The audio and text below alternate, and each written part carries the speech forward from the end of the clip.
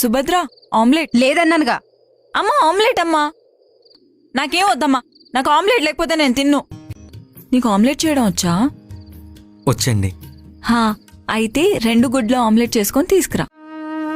ఇప్పుడు ఒక టమాటా తీసుకో, సగం టమాటాను మాత్రమే వేయాలి.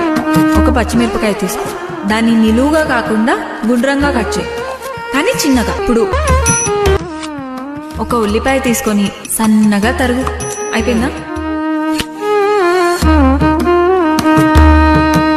ఇప్పుడు 2 గుడ్లు కొట్టు. ఇవన్నీ తీసుకొని ఒక గిన్నెలో వేయి. వేసావా? బాగా కలుపు.